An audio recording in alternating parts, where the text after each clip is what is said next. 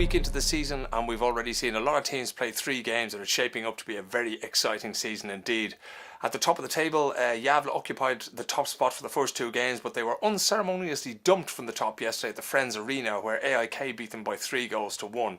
Meanwhile, over in Gothenburg, Malmö, the reigning champions, visited Blåvitt and came away with a 1-0 victory there. So starting to get interesting at the top of the table already. IFK Göteborg, also IFK Gothenburg, are there on 6 points after 3 games. It's going to be a little bit disappointing for them to drop all 3 points at home to Malmö.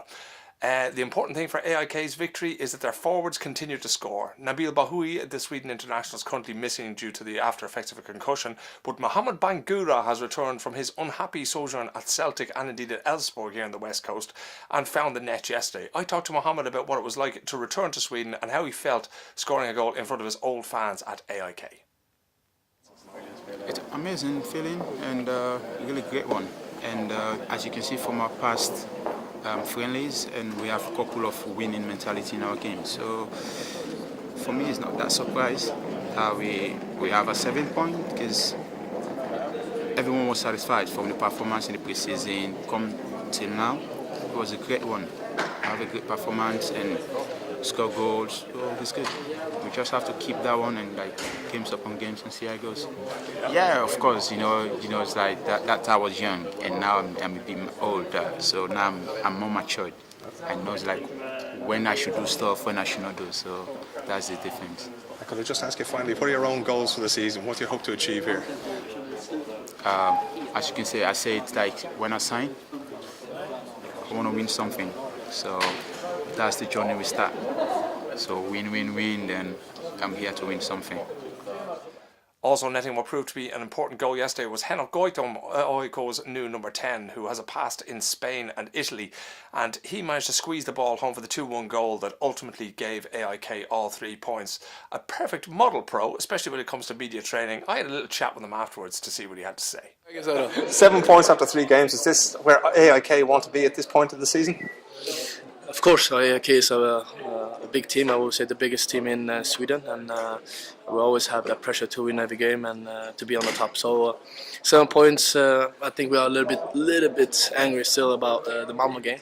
We can have 9 points after 3 games, but 7 points is very good. And your own performance, you've had 2 goals in 3 league games. How are you feeling so far this year? I hope continue doing the same results, same status. This year I'm going to be more hungry in the penalty box, so and you have to work very hard. I know that AIK haven't won the top scoring goals in many years, so hopefully I will be one of them. And your own goals for the rest of the season, have you a figure in mind? Is there something in particular you want to win, you want to achieve? To try to be the top scorer. That's the main goal this year. And Henok Goitom there talking about his goal yesterday at home to Gävle. The big story, of course, here on the Monday in Sweden is the upcoming derby this evening between Djurgården and Hammarby. Both teams are likely to finish mid-table this season, but the important thing for them will be who finishes above the other. It's also an important test for supporters. There's been a couple of breaks in games so far due to the lighting of flares on the terraces. It's something that adds to the spectacle, but it doesn't necessarily add to the football game. You also have those so-called supporters who think that the best way to show your love for your club is to punch another man in the head repeatedly as often as possible until you get chased away by the police. That's also something that nobody would be looking forward to seeing here this evening. Not that it happens in the arenas anymore, something that happens outside the ground, but all of a sudden the big brush is taken out and all football fans are tired of it. Hoping for a very, very competitive game at the Tele2 Arena, and we'll see you here again soon on Rose Ed with news about what happened there and around the rest of the Allsvenskan in English. Rose Ed.